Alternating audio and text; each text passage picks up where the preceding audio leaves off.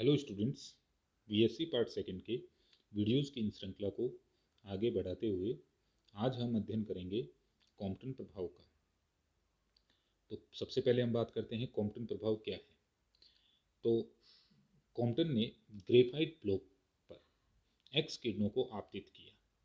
तो उन्होंने कॉम्पटन ने प्रेक्षित किया कि ग्रेफाइट ब्लॉक से या ग्रेफाइट परिदर्श जो सैंपल हम बोलते हैं, ग्रेफाइट परिदर्श से प्रकीर्णित एक्स किरणों में दो प्रकार की तरंगदैर्ध्य की एक्स किरणें मौजूद होती हैं।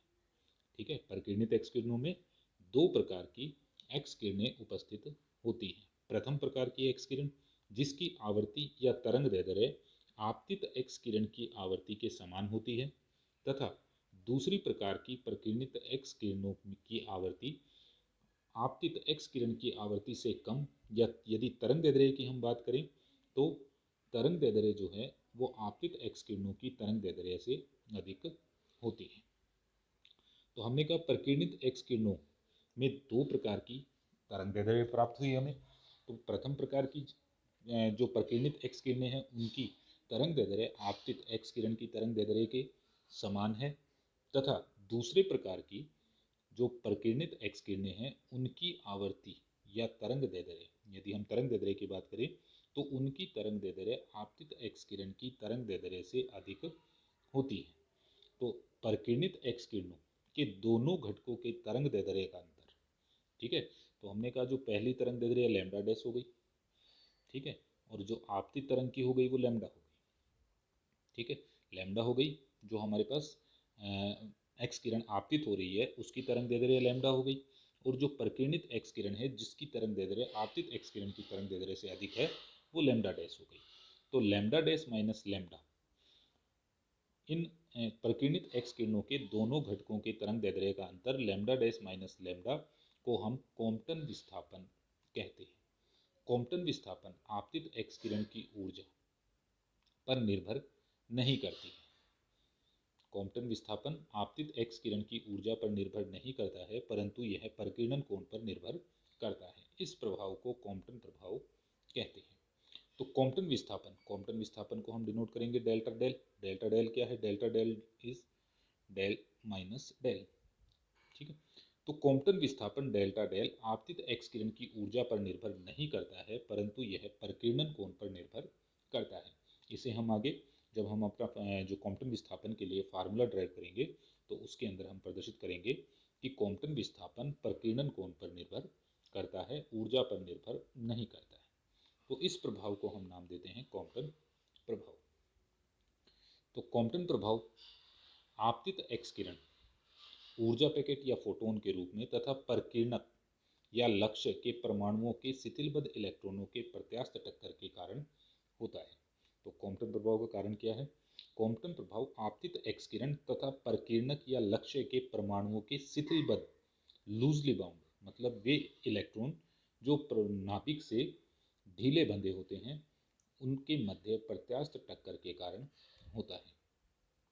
माना ऊर्जा E1 equals to H nu, nu जो है वो आपतित एक्स किरण की आवर्ती हो गई, तथा संवेग P1 equals to H nu upon C का एक फोटोन विराम द्रव्यमान m0 के शिथिलबद्ध इलेक्ट्रॉन जिसका संवेग शून्य है, मतलब प्रारंभ में इलेक्ट्रॉन जो है ये गतिशील नहीं है, संवेग शून्य है, तो हमने लिख दिया P2 इक्वल्स टू 0, तथा ऊर्जा E2 equals to m0 c² है, तो इस ऊर्जा को हम नाम देंगे विराम ऊर्जा, ठीक है। तो हमने कहा माना ऊर्जा E1 equals to H new तथा संवेग P1 equals to H nu upon C का एक फोटोन, फोटोन मतलब एक एक्स किरण विराम द्रव्यमान m0 के शिथिलबद्ध लूजली बाउंड इलेक्ट्रॉन जिसका मोमेंटम संवेग जो है वो शून्य है, तथा ऊर्जा E2 equals to m0 c² है, तो इस ऊर्जा को हम नाम देंगे विराम ऊर्जा। से प्रत्यास्थ टक्कर इलास्टिक कोलिजन करता है। इसके फलस्वरूप आपतित फोटोन की ऊर्जा में कमी होती है और इलेक्ट्रॉन के संवेग P2 dash equals to mv की वृद्धि होती है, तथा ऊर्जा E2 इक्वल्स टू mc² हो जाती है, तथा यह फोटोन की आपतित दिशा से थीटा कोण बनाते हुए प्रतिक्षिप्त हो जाता है। यह कोण इलेक्ट्रॉन जो है वो फोटोन दिशा से थीटा कोण बनाते हुए प्रकीर्णित हो जाता है। अब हम कह रहे हैं कि जब जो आपतित फोटोन है, मतलब जो एक्स किरण जो हमने आपतित की है, जब ये इलेक्ट्रॉन से टक्कर करती है तो टक्कर के फलस्वरूप अपनी कुछ ऊर्जा जो है ये क्या कर देती है, इलेक्ट्रॉन को दे देती है, जिसके फलस्वरूप इलेक्ट्रॉन जो है वो गतिशील हो जाता है। ठीक है, तो उसकी ऊर्जा E2 equals to M C square हो जाती है। अब E2 के अंदर हमारे पास क्या है, E2 equals to M zero C square plus t, t kinetic energy. ठीक है, तो विराम ऊर्जा प्लस गतिज ऊर्जा equals to E2, E2 equals to M C square हो जाती है। और चूंकि इलेक्ट्रॉन गतिशील हो जाता है तो उसके संवेग में वृद्धि हो जाती है और संवेग जीरो से बढ़कर कितना हो जाता है, P2 dash equals to M b हो जाता है। तथा यह इलेक्ट्रॉन फोटोन की आपतित दिशा से थीटा कोण बनाते हुए प्रतिक्षिप्त हो जाता है। तो इसके लिए हमने इसे चित्र में प्रदर्शित किया है, ये देखिए। ठीक है, ये हमारे पास ये जो हमने प्रदर्शित किया है ये कोई आपतित फोटोन हो गया या एक्स किरण हो गई।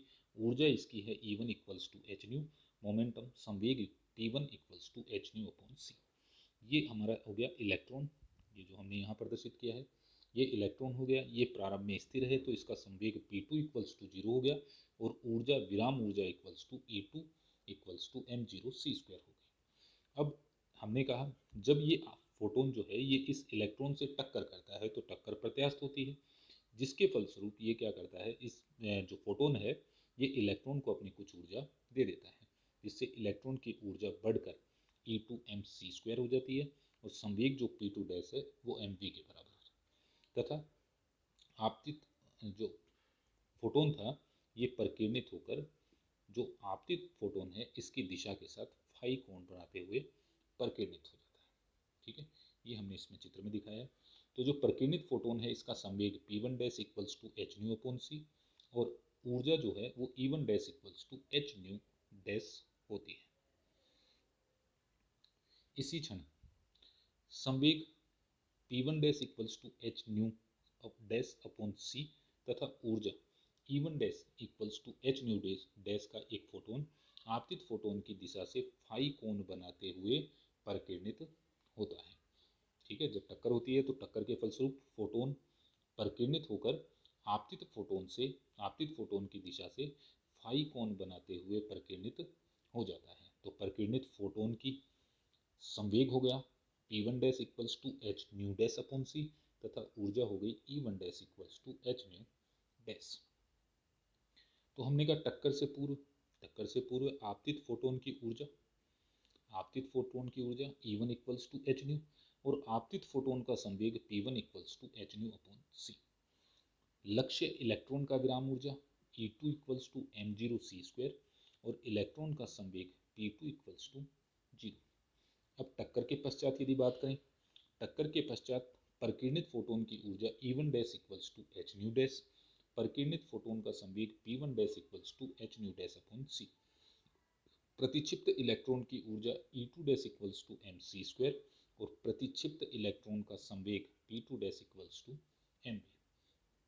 अतः आपतित फोटोन का चतुर्विम संवेग, यदि आपतित फोटोन के चतुर्विम संवेग की बात करें तो हमने लिखा P1 mu equals to P1 comma iota E1 upon C. तो हमने पहले भी बात की थी कि संवेग के आकाशीय घटक तथा ऊर्जा मिलकर चतुर्विम संवेग का निर्माण करती है। तो P1 mu equals to P1, ये जो है P1 ये हमारा आकाशीय घटक हो गया और E1 जो है ये ऊर्जा हो गई। तो P1 को हमने लिख दिया एच न्यू अपॉन सी एन लैम्डा आपतित फोटोन की दिशा में एकांक सदिश आयोटा एच न्यू अपॉन सी, ये हमारी हो गई ऊर्जा बटा c, energy divided by c. स्थिर लक्ष्य इलेक्ट्रॉन जो हमारे टारगेट था उसका जो इलेक्ट्रॉन है विराम इलेक्ट्रॉन का चतुर्विम संवेग P2 mu equals to P2 comma iota E2C। P2 जो विराम इलेक्ट्रॉन है इसका संवेग हो गया, तो संवेग कितना हो गया, जीरो के बराबर हो गया। एनर्जी इसकी E2 equals to M zero C square ये रखी, तो चतुर्विम संवेग P2 mu equals to zero iota M zero C. अब हम बात करें प्रकीर्णित फोटोन का चतुर्विम संवेग P1 mu dash, equals to P1 dash comma iota E1 dash upon C। तो हमने कहा टक्कर के फलस्वरूप आवर्ती बदलकर न्यू से न्यू डैश हो जाती है, तो संवेग हो गया एच न्यू डैश अपॉन सी एन कैप डैश।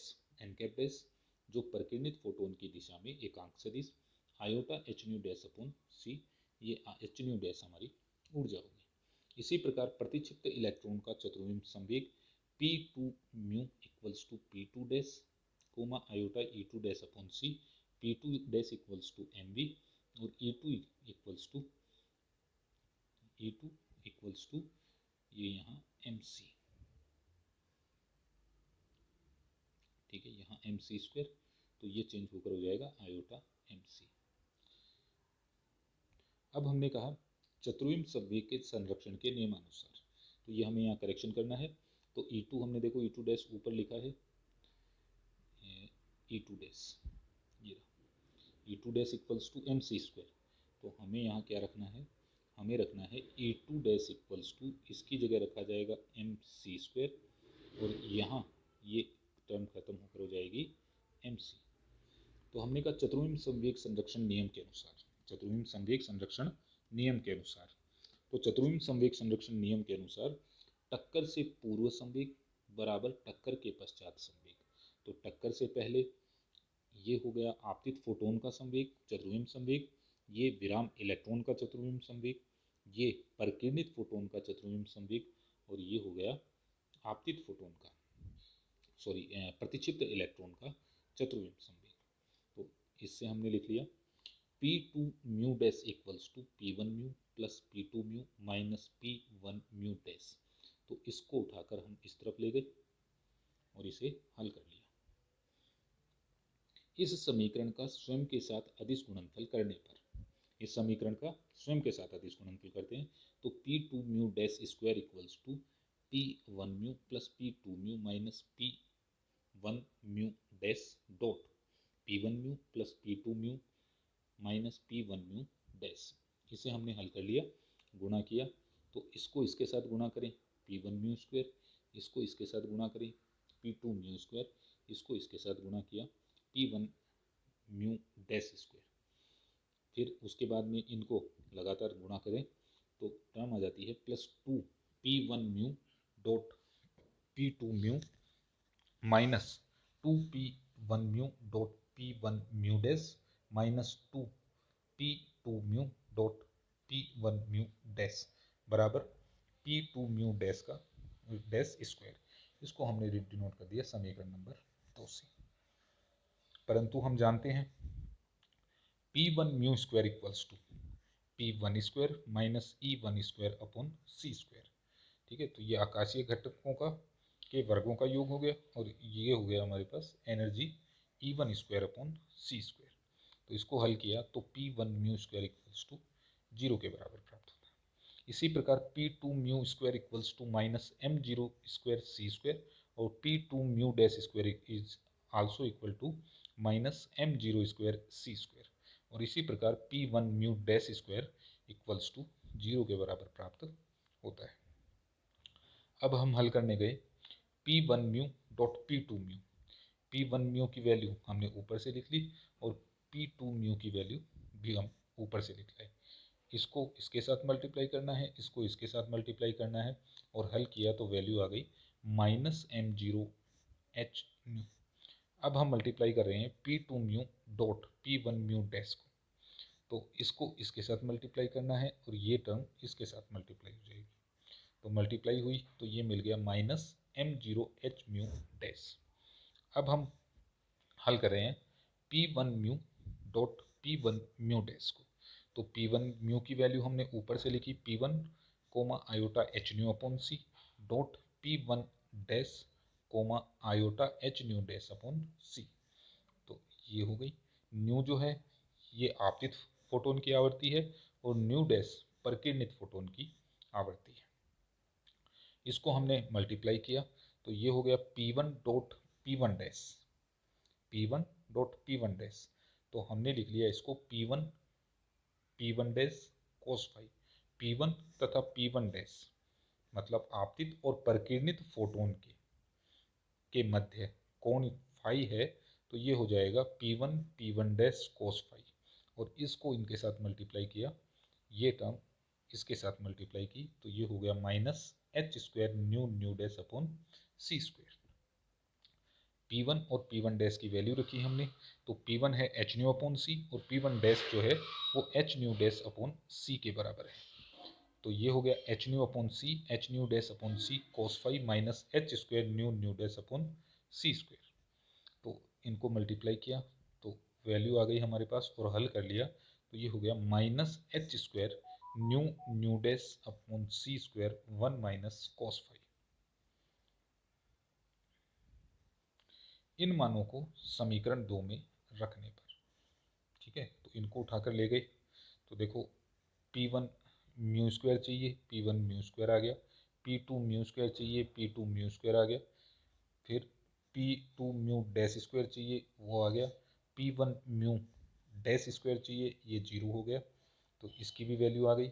इनको हमने हल कर रखा है, देखो ये हो गया P1 mu dot P2 mu equals to minus M0 H nu, P2 mu dot P1 mu dash equals to minus M0 H nu dash, और P1 mu dot P1 mu dash equals to minus H square nu nu dash upon C square 1 minus cos phi. ये सारी value हमने ऊपर रखकर और इस समीकरण को हल किया, तो हल करें तो ये टर्म इससे कैंसिल हो जाएगी, ठीक है, ये और ये यहाँ से आ गया हमारे पास 2 2 2, ये भी कैंसिल हो जाएगा, बचा हमारे पास M0H nu minus nu dash H square nu nu dash upon C square 1 minus cos phi, ठीक है। इसको उठाकर हम दूसरी तरफ ले गए और M0H ये हम इस तरफ ले गए, तो हमने कहा M0H को उठाकर ये इस तरफ ले गए, न्यू न्यू डैश को हम इस तरफ लाए और इसे हल कर लिया, तो इक्वेशन हो गई 1 minus nu dash minus nu equals to H upon M0 C square 1 minus cos phi. तो अब इस पूरी समीकरण में ऊपर हमने सी से मल्टीप्लाई कर दिया, तो इधर भी सी से मल्टीप्लाई किया, तो एक सी से एक सी कैंसिल, ये हो गया C upon nu dash minus C upon nu dash minus C upon nu equals to H upon M0 C 1 minus cos phi. तो चूंकि हम जानते हैं कि lambda equals to C upon nu के बराबर होता है, तो इसकी जगह हमने वैल्यू रख ली lambda dash minus C upon nu, lambda के बराबर हो गया, तो हमें मिला lambda dash minus lambda equals to H upon M0 C 1 minus cos phi. तो डेल्टा लैम्डा जो है, डेल्टा लैम्डा क्या है, डेल्टा लैम्डा है लैम्डा डैश माइनस लैम्डा, तो हमने ऊपर लिखा था दोनों घटकों के तरंग दैर्ध्यों के मध्य अंतर कॉम्पटन विस्थापन कहलाता है, तो डेल्टा लैम्डा क्या हो गया, कॉम्पटन विस्थापन हो गया। अब एच हमारा प्लांक नियतांक है, M0 इलेक्ट्रॉन का विराम द्रव्यमान, सी जो है ये प्रकाश का वेग है, तो ये तीनों क्वांटिटीज जो हैं एच M0 और सी ये कांस्टेंट रहेंगी, तो हम कह सकते हैं कि कॉम्पटन विस्थापन जो है वो किस पर निर्भर करेगा, वो फाई पर, जो प्रकीर्णन कोण है, स्कैटरिंग एंगल है, उस पर डिपेंड करता है, निर्भर करता है। तो समीकरण 3 तरंग दैर्ध्य में कॉम्पटन विस्थापन का सूत्र है, यह एक्स किरण के तरंग दैर्ध्य पर निर्भर नहीं करता है बल्कि प्रकीर्णन कोण पर निर्भर करता है। तो जो स्कैटरिंग एंगल है केवल उसके ऊपर डिपेंड